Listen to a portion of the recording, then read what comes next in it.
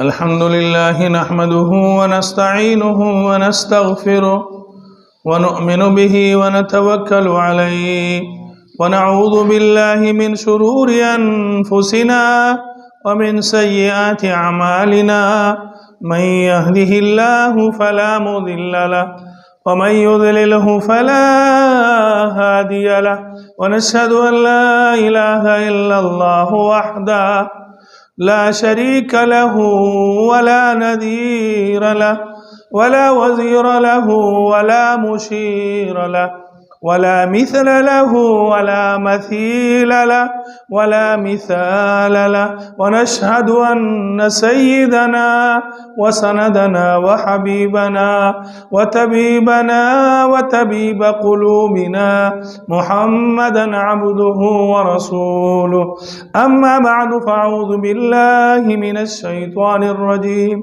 بسم الله الرحمن الرحيم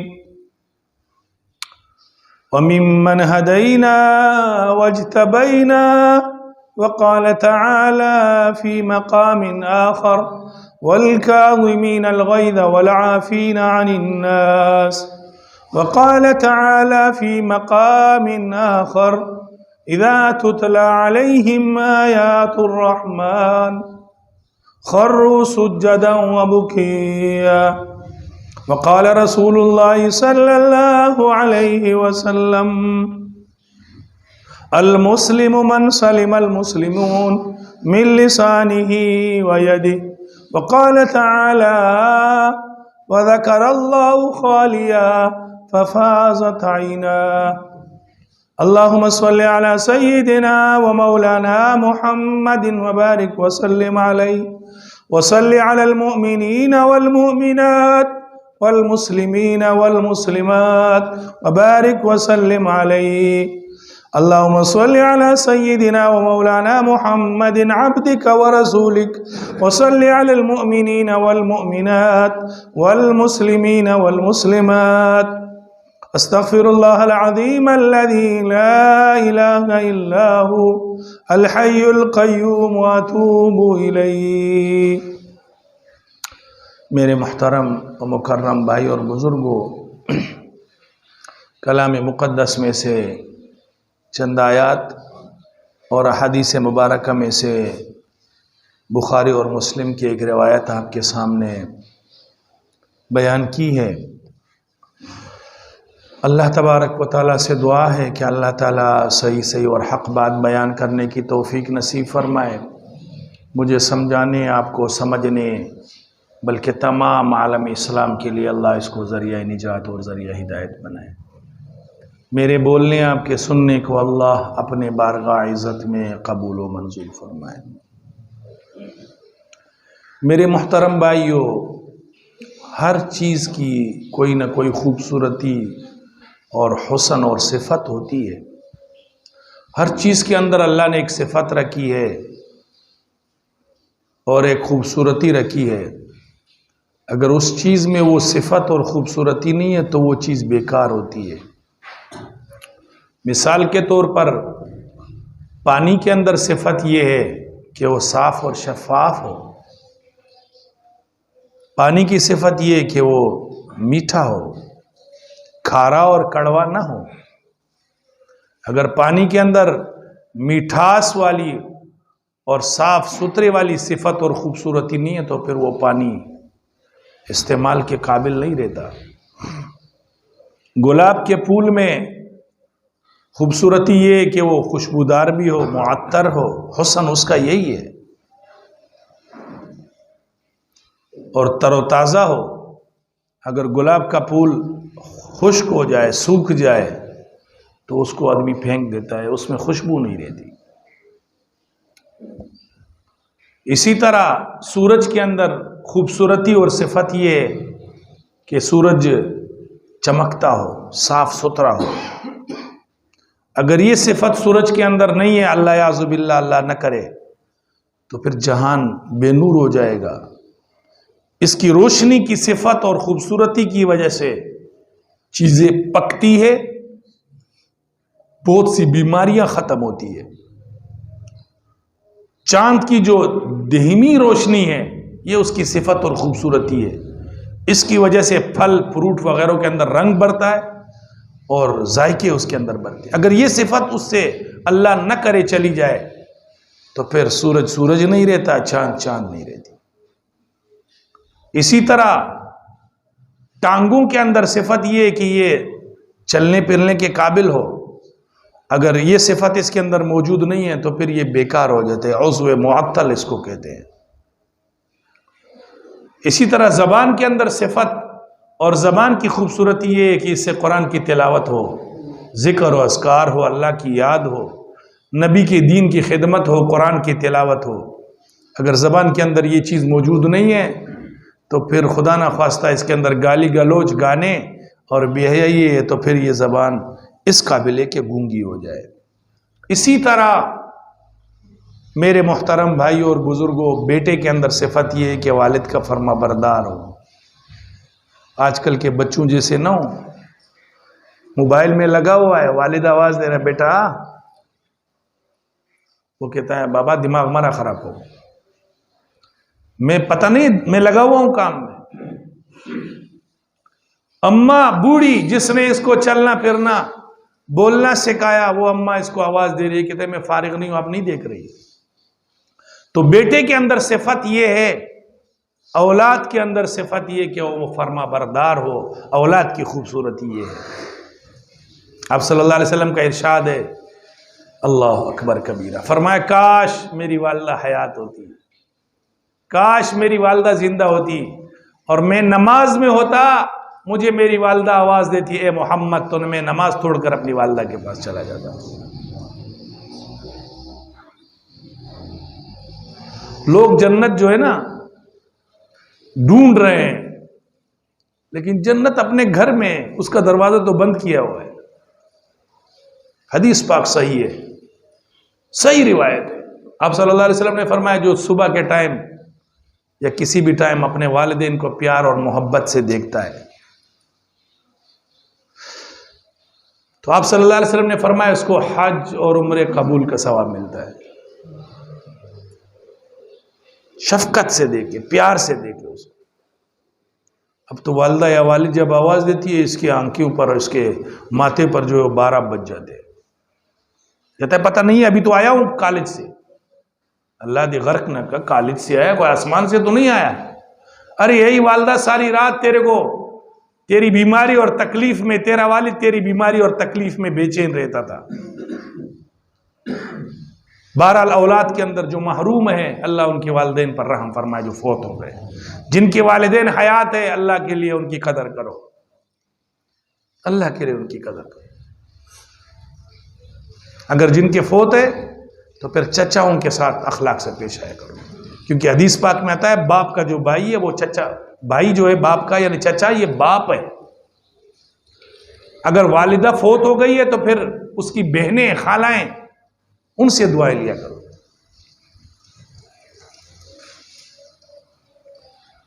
تو اولاد کے اندر صفت اور خوبصورتی یہ کہ وہ فرما بردار ہو۔ آج میں نے ایسے لوگ دیکھے ہیں، ایسے لوگ مدرسے میں آتے ہیں، جامعہ میں، مفتی صاحب کو ایسی تعویذ دے دو میرا اولاد میرا فرما بردار ہو جائے۔ یار اس سے تو اولاد نہ ہونا بہتر تھا۔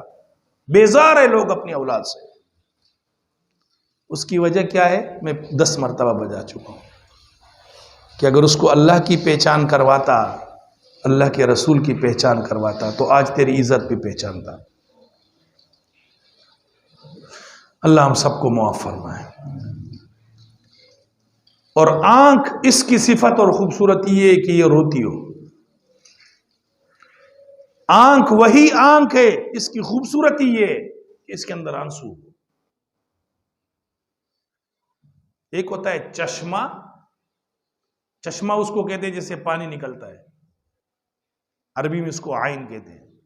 ایک ہوتا ہے آنکھ، اس کو فارسی میں چشم کہتے ہیں۔ چشم اور چشمہ دونوں کو عربی میں عین کہتے ہیں.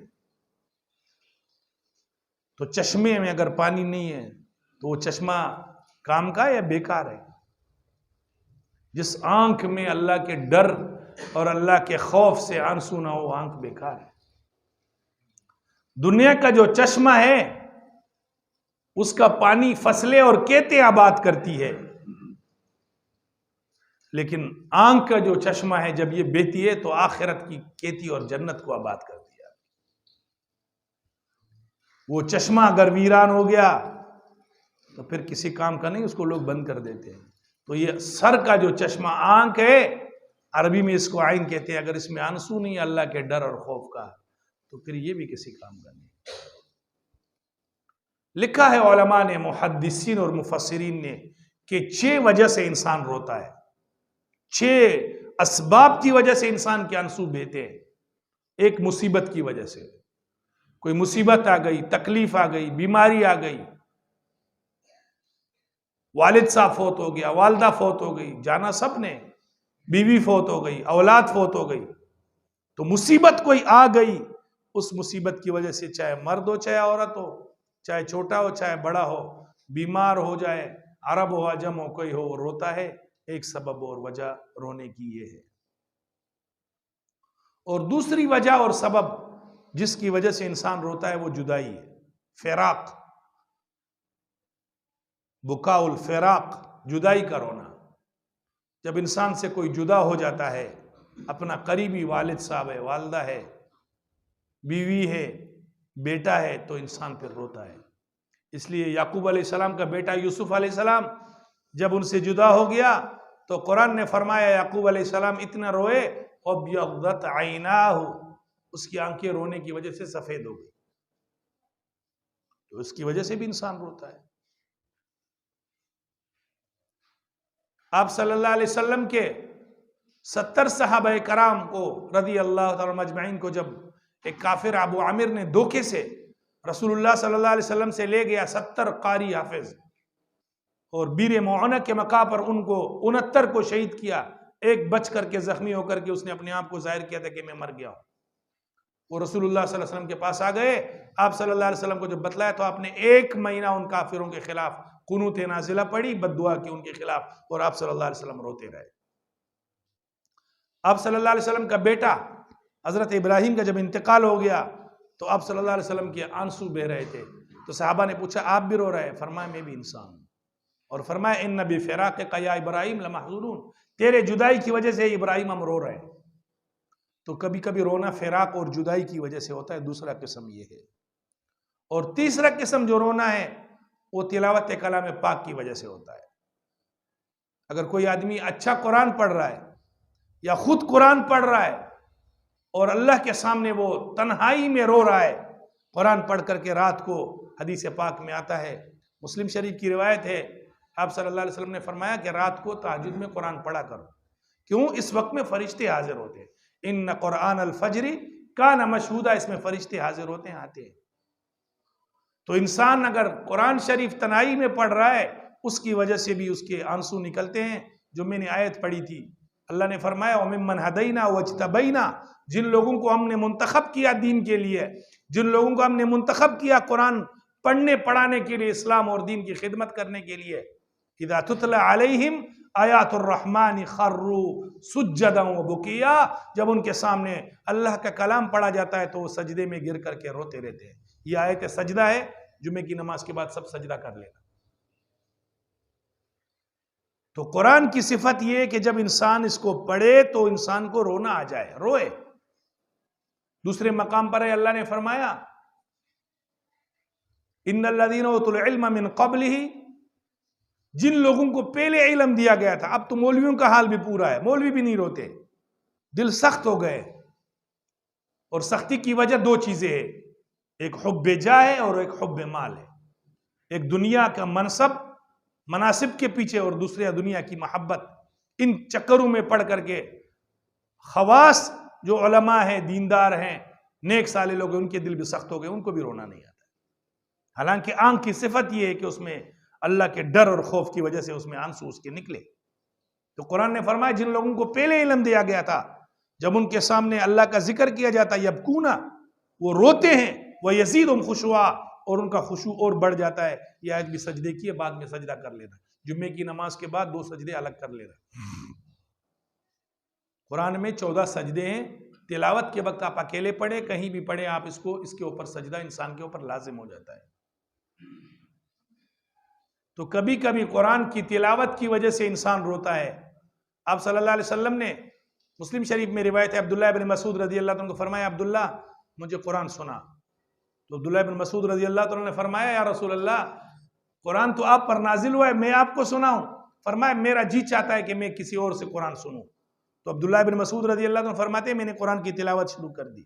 سورۃ النساء میں پڑھتا گیا، جب میں اس آیت پر پہنچا وَجِئْنَا بِكَ عَلَىٰ هَٰؤُلَاءِ شَهِيدًا فَكَيْفَ إِذَا جِئْنَا مِنْ كُلِّ أُمَّةٍ بِشَهِيدٍ. اس آیت کا ترجمہ اور مطلب یہ کہ جب قیامت کے دن اللہ ہر امت میں سے ایک گواہ کھڑا کرے گا، ہر امت میں سے ایک گواہ کھڑا کرے گا، پیارے پیغمبر آپ کو ہم تمام لوگوں پر گواہ کر کے کھڑا کریں گے. تو آپ صلی اللہ علیہ وسلم کے آنسو بہ رہے تھے. عبداللہ بن مسعود فرماتے کسی ساتھی نے مجھے ایسے اشارہ کیا ہاتھ سے یا کونی ماری، مجھے کہا دیکھ اوپر کر کے تو قرآن تو پڑھ رہا ہے، رسول اللہ کے چہرے انور کو دیکھ. پھر میں نے سر اٹھایا، رسول اللہ کے چہرے انور کی طرف دیکھا تو آپ کے آنسو بہ رہے تھے. تو قرآن کی تلاوت کی وجہ سے اب ہم اور آپ قرآن سے غافل ہیں، قرآن کے ترجمے اور مطلب سے غافل ہے. بھائی اگر آپ کے پاس کوئی لیٹر بھیج دے اور لیٹر آپ سمجھو نہیں تو رونا، آپ سمجھو گے نہیں تو کیا کرو گے آپ؟ اب قاری صاحب قرآن پڑھ رہا ہے، عالم صاحب مفتی صاحب آگے امامت کر رہا ہے، وہ آیت پڑھ رہا ہے اِنَّا مِنَ الْمُجْرِمِينَ مُنْتَقِمُونَ. قرآن کہتا ہے، اللہ کہتے ہیں کہ ہم مجرمین سے انتقام لیں گے. یہ کہتا ہے سبحان اللہ. وجہ کیا ہے کہ قرآن کا ترجمہ اور مطلب نہیں پڑھا اس نے. اس لیے میں ہر وقت آپ کو کہتے رہتا ہوں ترجمے کے قرآن لے کر کے جب قرآن گھر میں آپ تلاوت کریں تو کم از کم جب آپ بار بار تلاوت کریں گے ترجمہ کہیں سمجھ میں نہیں، علماء سے پوچھیں. تو تیسرا قسم جو انسان کو رونا آتا ہے وہ تلاوت قرآن کی وجہ سے آتا ہے.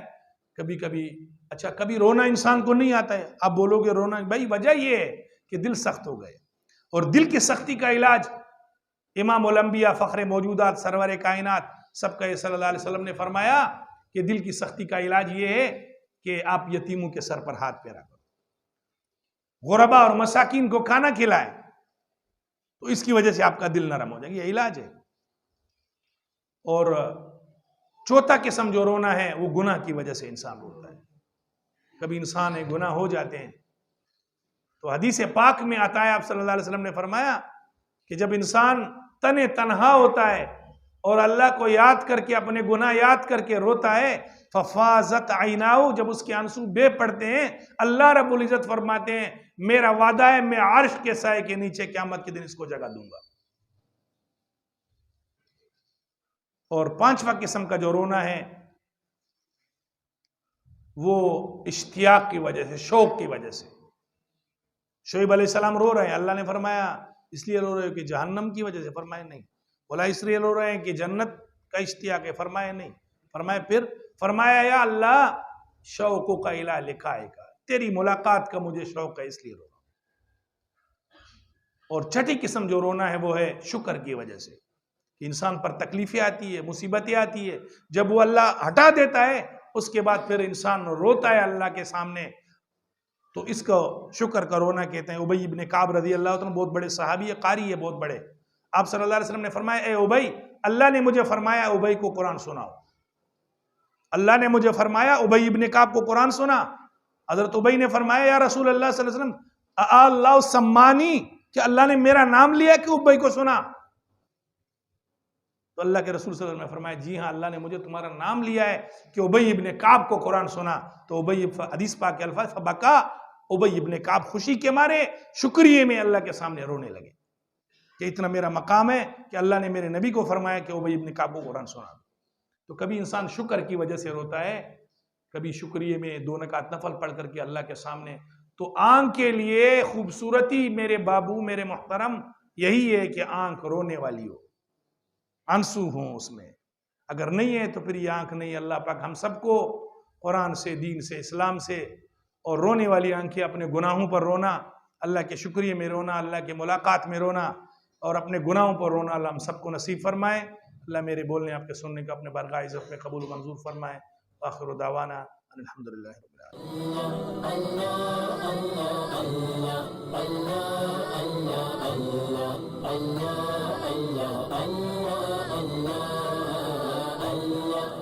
العالمین.